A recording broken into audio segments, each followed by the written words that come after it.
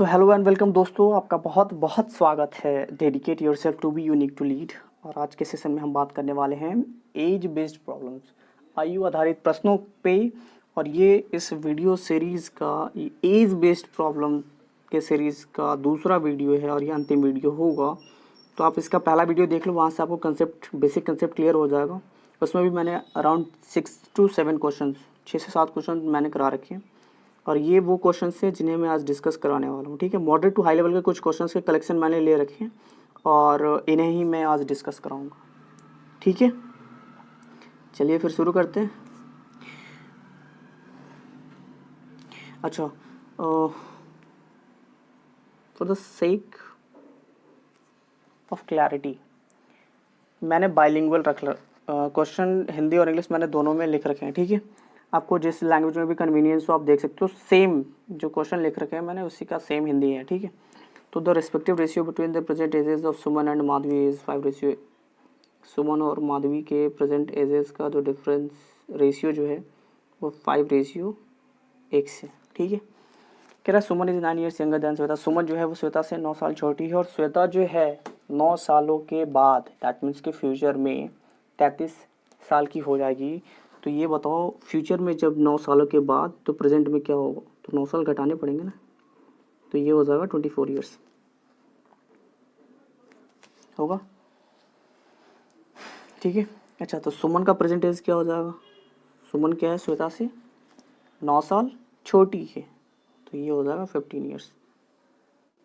ठीक है, तो अब करना कुछ नहीं, माधवी में से सुमन का एज घटा दो, तो ये क्या है? श्वेता के प्रेजेंट एज के बराबर है। एक्स इक्वल टू हो जाएगा आपका, ये -15 इधर आएगा तो ये ऐड हो जाएगा, तो ये होगा 39 years।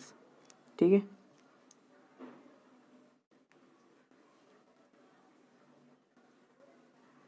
चलो फिर नेक्स्ट क्वेश्चन है कि निधि की उम्र विवेक की उम्र से 4 गुना ज़्यादा है। अगर 5 साल बाद निधि की उम्र विवेक की उम्र से 3 गुना से 5 साल अधिक है तो निधि की उम्र की गणना करें। Nidhi's age is 4 more than 4 times of Vivek's age. Vivek age 4 times। Okay sorry, यहाँ पे क्या है, ये टाइपो मिस्टेक है, लिखने में मेरे से कुछ गड़बड़ी होगी।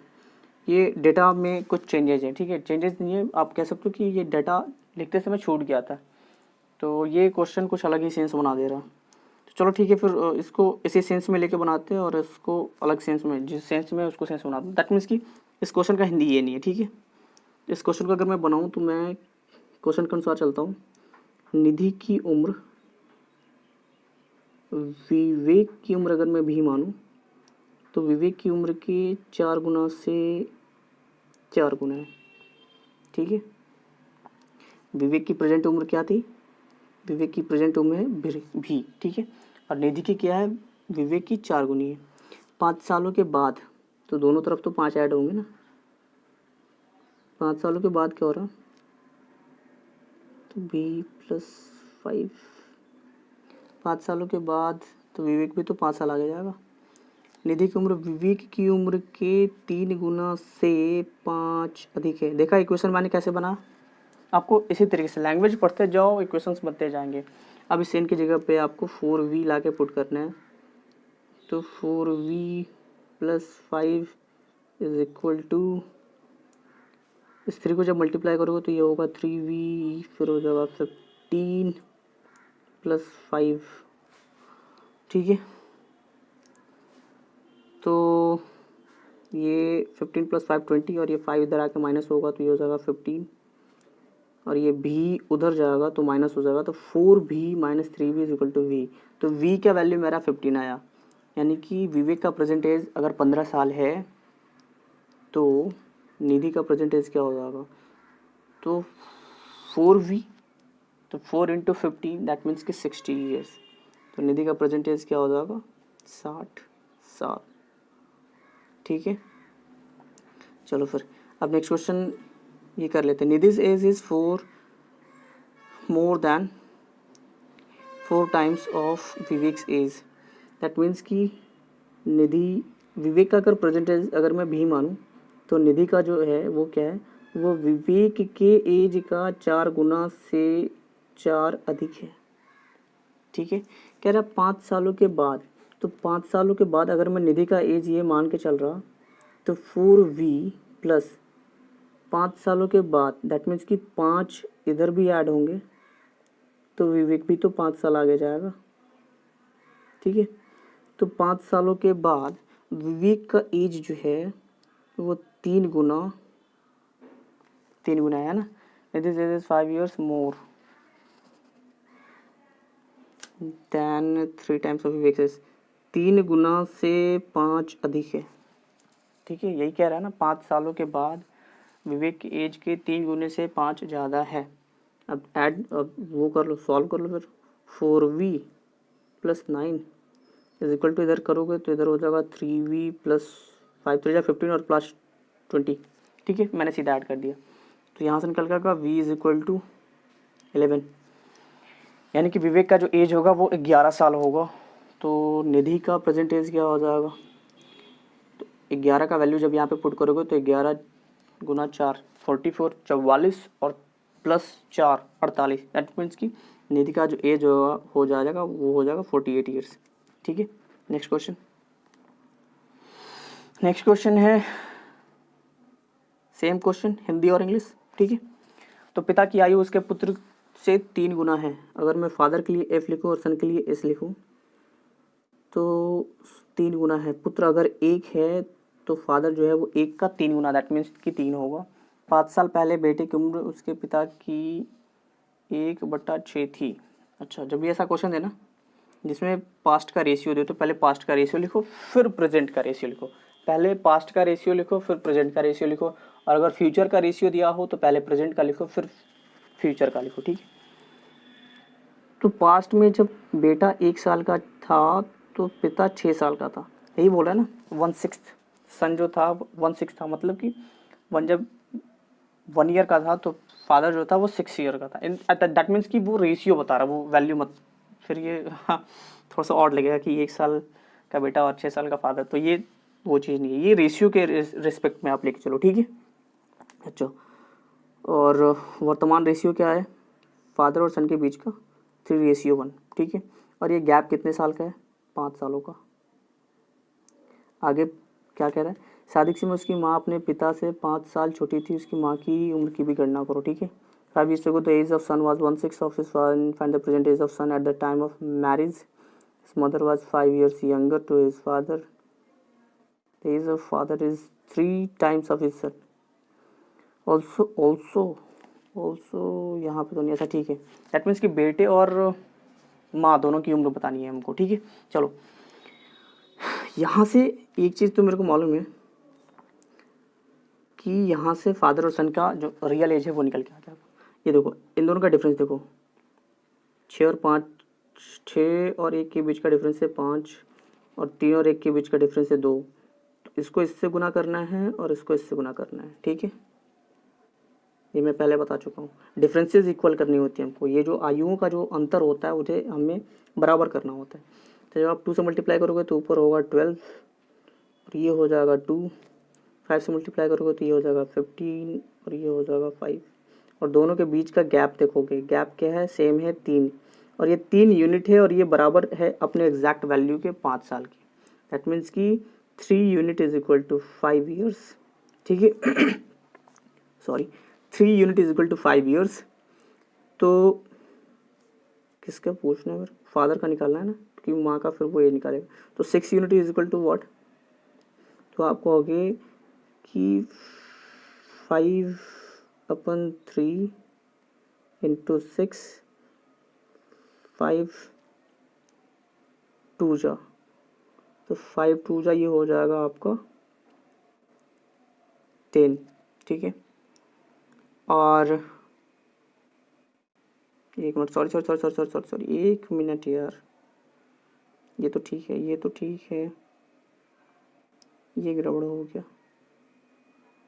अब जो प्रेजेंट एज का जो रेशियो होगा, अब हमें पुराने वाले रेशियो से कोई मतलब नहीं, क्योंकि हमने इसको कन्वर्ट कर दिया है इस रेशियो में, ठीक है। तो हमारा जो भी वैल्यू होगा वो इस रेशियो के अकॉर्डिंग चलेगा। तो 12 2 है और ये 15 और 5 है, तो 3 यूनिट में 5 ईयर्स, 3 यूनिट में 5 ईयर्स। तो प्रेजेंट जो है फादर का वो है 15, दैट मीन्स कि 15 यूनिट में कितने होंगे, ठीक है। तो 5/3 इंटू 15, तो 3 5 दैट मीन्स कि 25 ईयर्स। तो फादर का एज कितना आया, फादर का एज आया 25 ईयर्स, फादर का एज आया 25 ईयर्स।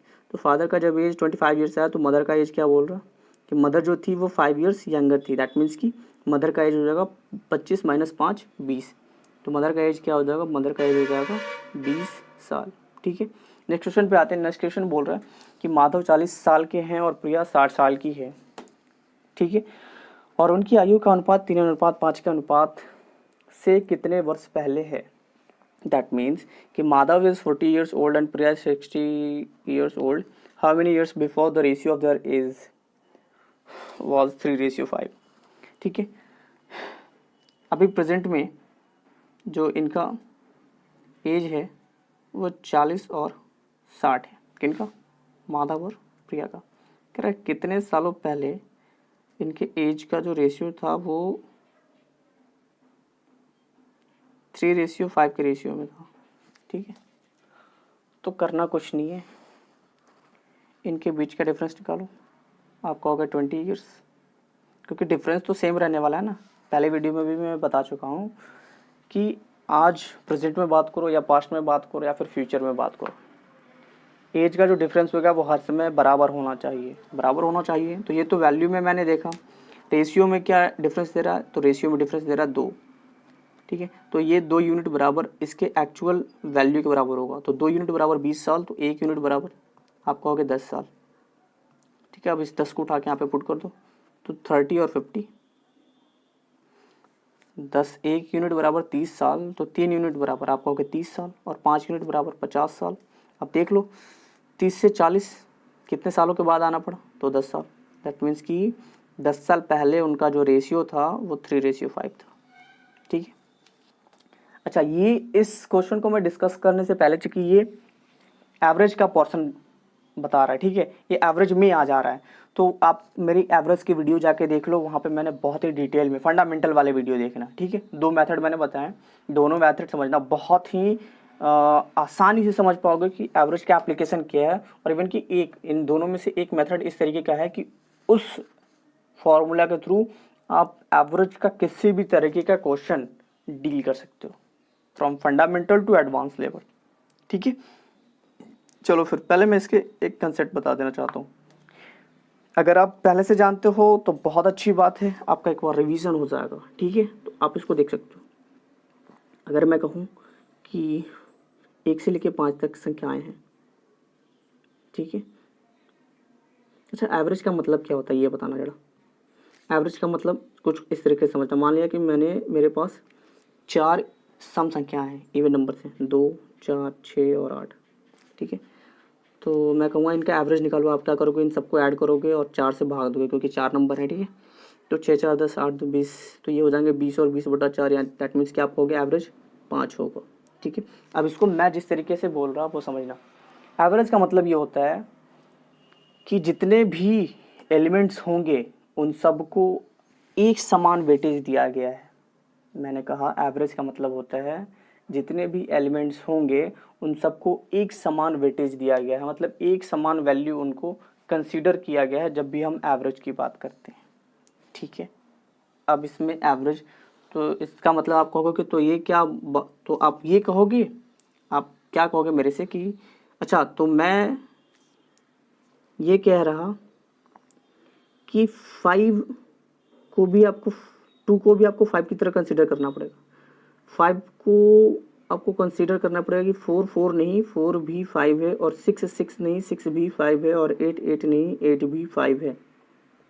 कुछ अटपटा आपको लग रहा होगा, ठीक है, लेकिन एवरेज का रियल एप्लीकेशन यही है। जब भी आप एवरेज की बात करते हो तो एवरेज कहता है कि भले ही कलेक्शन जो हो, नंबर आपके पास जो भी हो, भले ही उनमें डिफरेंसेस हों, अनइक्वल हों, लेकिन जब भी आप एवरेज के सेंस में आओगे तो उन सभी संख्याओं को एक ही एवरेज वैल्यू को एज्यूम करना पड़ता है। दैट मीन्स कि वो 2 2 ना रखे 5 हो जाएगा, 4 4 ना रखे 5 हो जाएगा, 6 6 ना रखे 5 हो जाएगा, 8 8 ना हो कि 5 हो जाएगा। कैसे होगा मैं अभी बता रहा। करना आपको ये रहता है कि जो भी संख्याएं होती हैं तो आपको वो बेस नंबर से ज़्यादा देखना होता है या कम देखना होता है। जिसमें कम होगा उसमें संख्याएं डाली जाएंगी और जिसमें ज़्यादा होगा उसमें से वो संख्याएं निकाली जाएंगी। तो अब सवाल ये आता है कि किससे ज़्यादा होगा और किससे कम होगा। तो उस एवरेज वैल्यू को बेस पकड़ना, एवरेज वैल्यू आपका बेस की तरह काम करेगा। और आपको देखना कि 5 से ज़्यादा 8 में कितना है। आप कहोगे 2 4 6 8, आप कहोगे 8 में जो है वो +3 है तो ये 5 हो जाएगा, 3 निकाल दोगे तो। 6 में कितना है, आप कहोगे अगर मैं +1 निकाल दूँ तो ये जो होगा ये 5 हो जाएगा। फिर मैं कहा 4 में 5 होने के लिए कितना चाहिए, आप कहोगे कि इसमें 1 की कमी है। मैं कहा 2 से 5 में जाने के लिए कितना चाहिए, आप कहोगे इसमें 3 की कमी है। तो मैं कह सकता हूँ कि इसका 3 इसको मैं दे दूँ और इसका 1 मैं इसको दे दूँ। तो अब देखो सबका वैल्यू जो होगा वो 5 कंसीडर हो जाएगा। और यही एप्लीकेशन मैं अभी डील करने वाला हूँ। आपको अगर इसको डिटेल में जानना है आप मेरे एवरेज वाले वीडियो पे जाओ, उसका फंडामेंटल वीडियो 1 देखो, वहाँ पे आपको सारी चीज़ें क्रिस्टल क्लियर हो जाएंगी।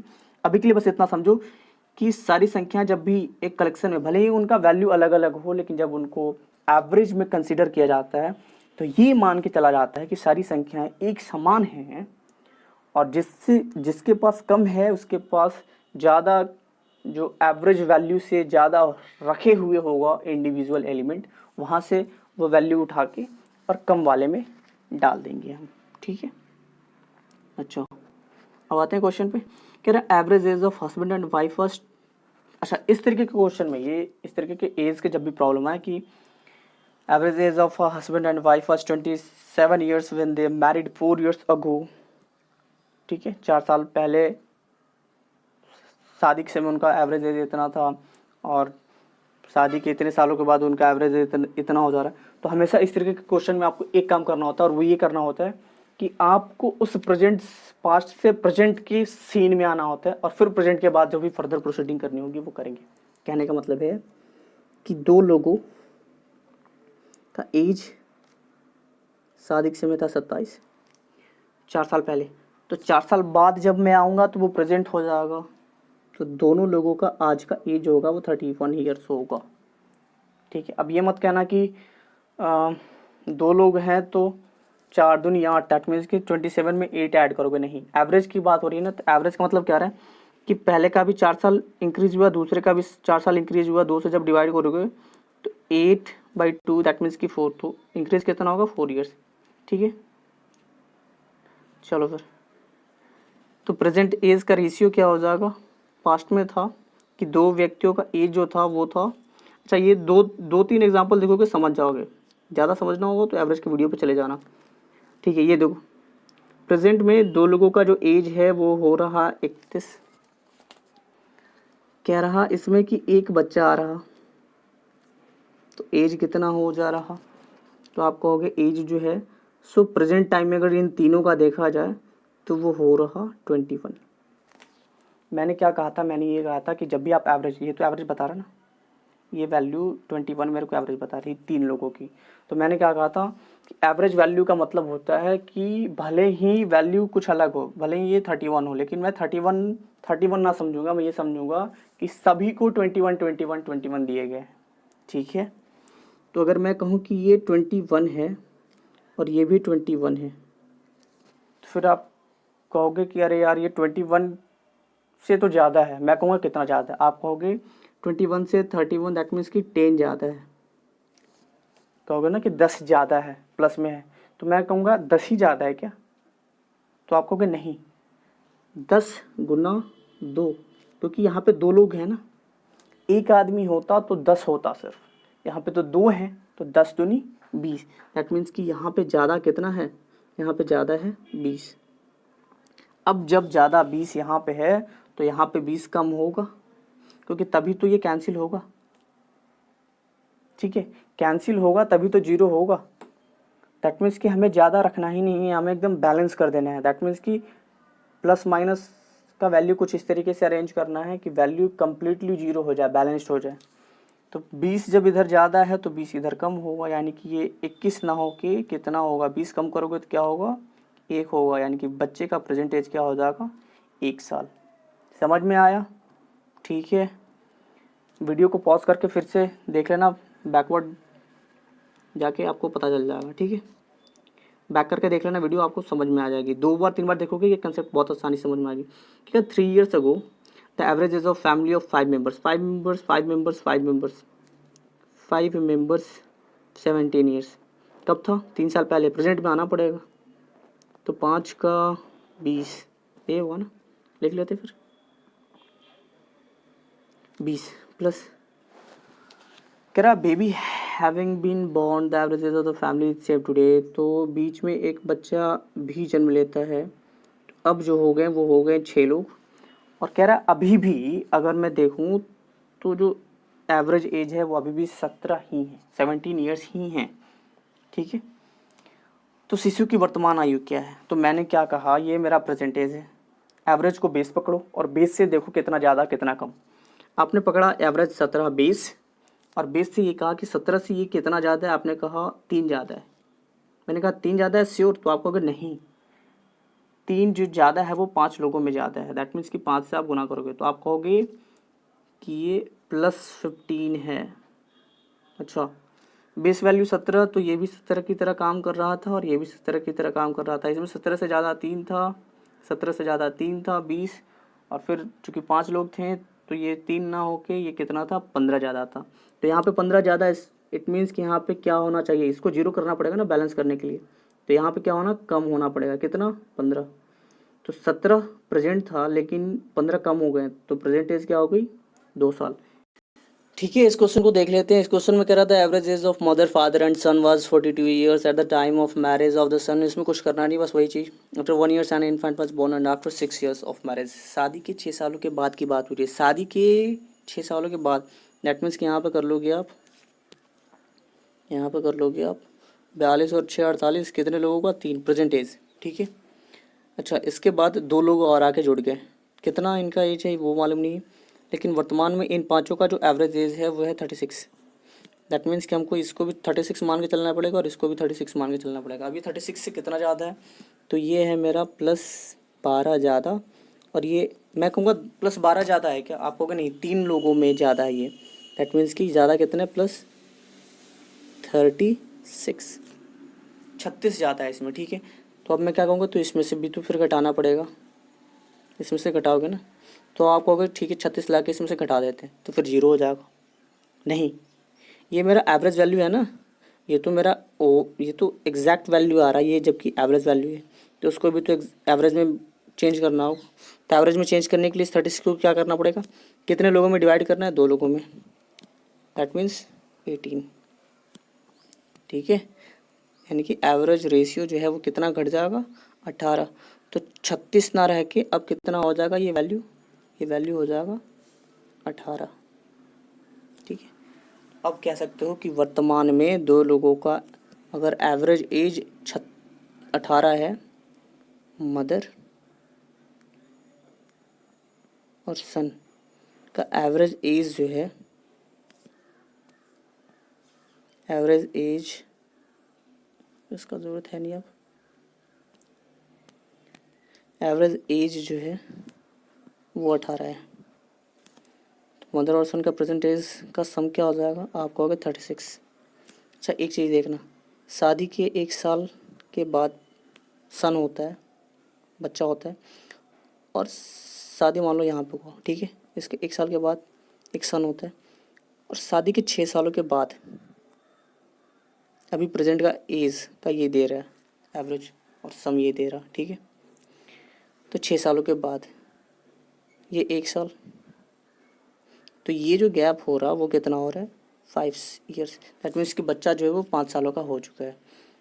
तो 5 साल जब इसमें से घटा दोगे आप, प्रेजेंट एज जब घटा दोगे, तो बच्चा का एज होगा वो नील हो जाएगा।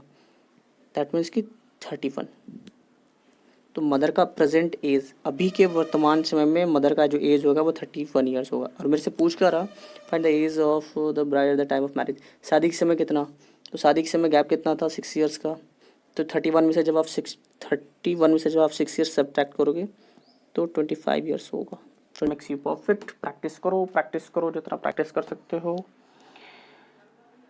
डू लाइक एंड कमेंट, ये यार नेसेसरी है, मैंडेटरी है। हमेशा की तरह मैं कह रहा, सब्सक्राइब कर लो। क्वालिटी कंटेंट अगर ऐसा लग रहा है कि क्वालिटी कंटेंट है और पढ़ाने का तरीका आपको अच्छे तरीके से समझ में आ रहा है, शेयर कर दो अगर आपको अच्छा लग रहा हो तो। ठीक है, आज के लिए बस इतना ही। Bye bye, take care.